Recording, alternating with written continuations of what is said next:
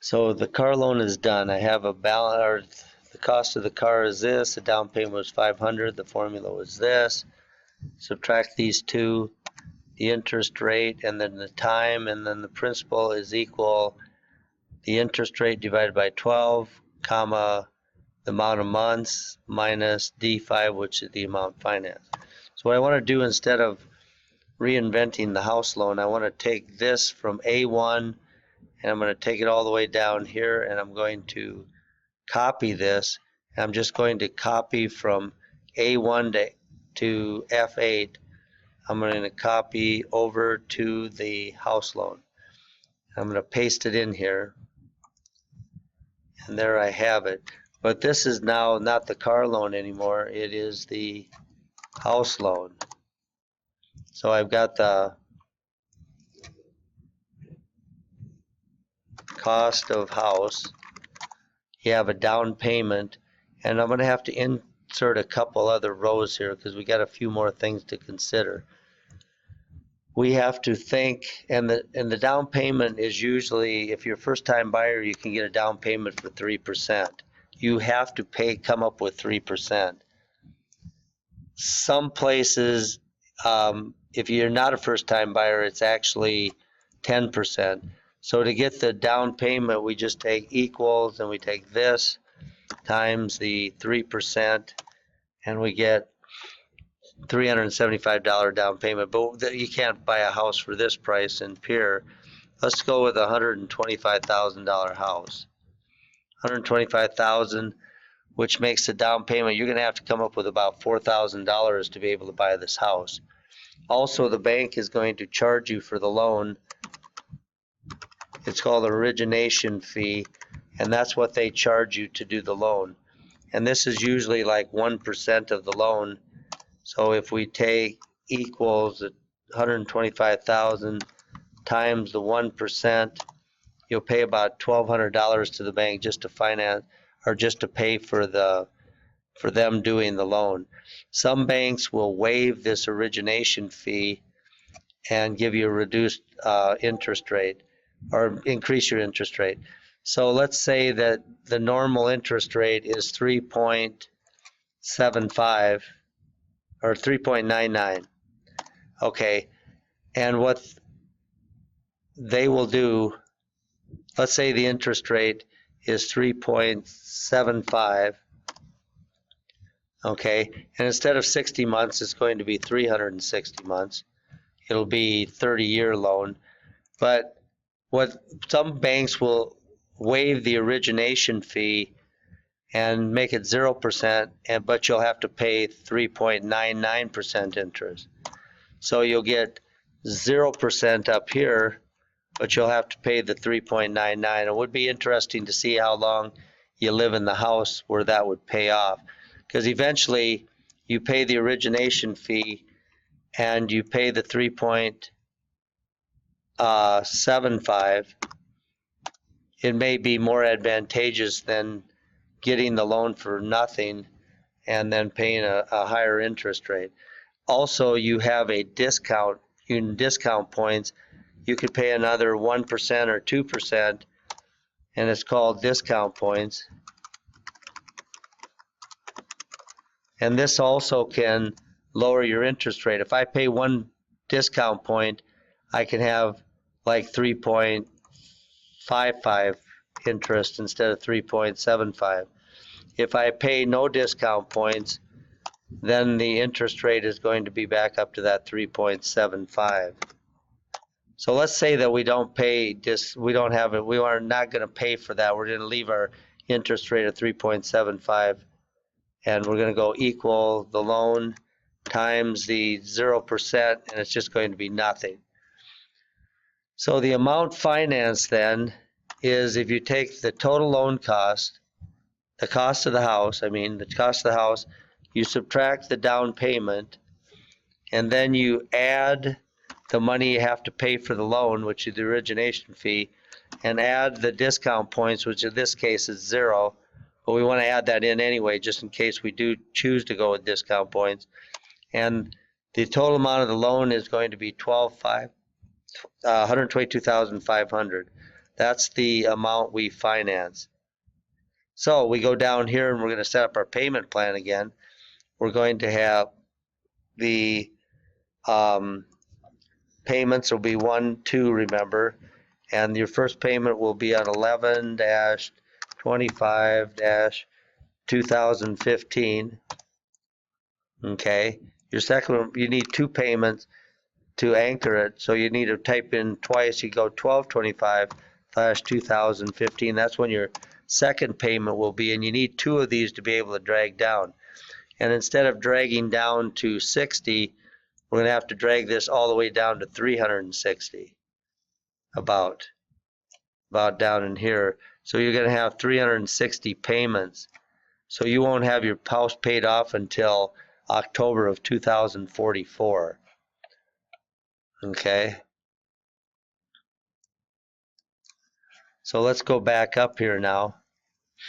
So A1, we've got the loan here, and then we're going to have the, remember we have to have the balance up one. So I might have to insert a row here. Anytime you need to insert a row, go to the green area, right click, insert, and the whole row comes in here. Because what's going to happen is, and our payment for our house is going to be $567. This came over from the car loan. It's the interest divided by 12. The D9 is the rate here, or the time, 360 months, minus D7 is minus the principal. Comes out to be that. So your first payment is going to be equal this, and remember, put the dollar signs on it because it's got to drag down. Your interest is going to be, here's where the balance is going to be. I'm going to put balance right here.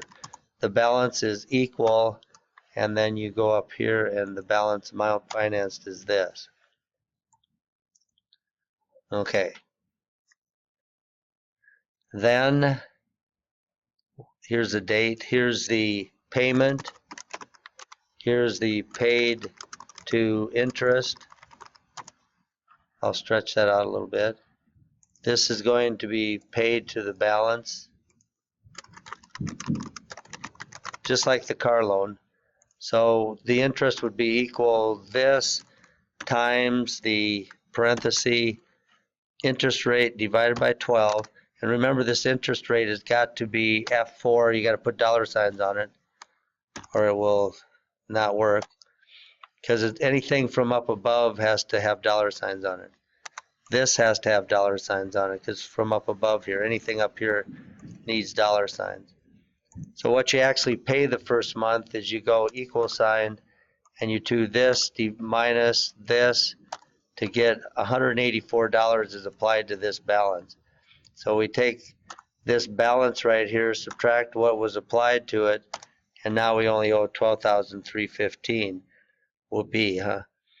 And you take this just like your car loan and you whip it all the way down to 360, and you should come out with 0 at the very end. So let's say you're looking at this and you want to know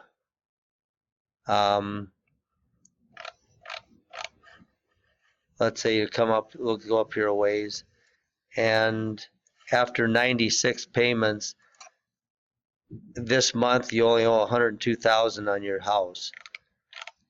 So you can tell anytime during, let's say this time next year, you would owe about $120,000 on your house. You wouldn't get much paid off, would you? So there is the house loan. Now we got something else to consider with the house loan. This is actually the payment. This is house only. Now what they do, the bank does, I'm going to justify that. This thing here is house only. And what the bank does is they have an escrow account. And the escrow is the taxes that you're going to pay. And I'm going to insert some rows here. Let's say I insert about 4 rows so I have room. And the escrow is going to be, it's going to be the hazard insurance. and then also the property taxes. And I went out and looked out of my loan on Wells Fargo, and my property taxes were twice a year at $12.95, and they were twice a year. So I took the equal $12.95 and took it times 2, and actually my property taxes were about $2,590, and my hazard insurance was about $900. So what they do with the escrow is they add these two up. So let's add those up. We add this plus this. So every year they need $3,490. So what the escrow payment is going to be, and what you are doing is you're paying upfront the taxes, you're paying the taxes and the insurance, and you make a monthly payment along with this. And I'm going to insert a couple more rows again so I have more room. And this escrow payment is going to equal the total escrow payment divided by 12. So not only do you have the $567, you also have the $290 for escrow. Okay, so the total payment that you're going to have to pay per month is equal the house payment plus the escrow payment. So you pay $858 a month for this $125,000 house, $122,000. So this is the payment that we want to have up on the budget. We're going to put an equal sign here. Just put an equal sign here, go over to your house loan, click on the 858, enter, and it brings that amount up over here. These are going to be your expenses. You got your car loan and your house loan. And I might format my painter and make these bigger so that they're not so small. So the house payment, dollar signs, escrow, dollar signs. In fact, all of these should be dollar signs. Okay? And there you have your 858. Whenever you change your house loan, it's going to change over there. Now, when you pay the bank, this is the money that's going towards the loan. These are two separate accounts. One account pays the loan that you have. The other is put into escrow, which is like a savings account. And this savings account, you're putting $290 away a month. And then when your hazard insurance comes up, the bank will pay it. When your property taxes come up, and that comes up twice a year, that's why I multiplied it times 2. When your property taxes come up, the bank will pay it. This way you can't get delinquent on your taxes or your insurance. And like with Happy Gilmore, the lady was 12 years back taxes. This can't happen nowadays because you're making these payments up front to pay your taxes, and that goes into a bank savings account, and the bank actually pays these for you while your loan is carried on. So anyway, there is the house loan. All right, so next comes the Visa card, but I'll wait till next thing that I do here.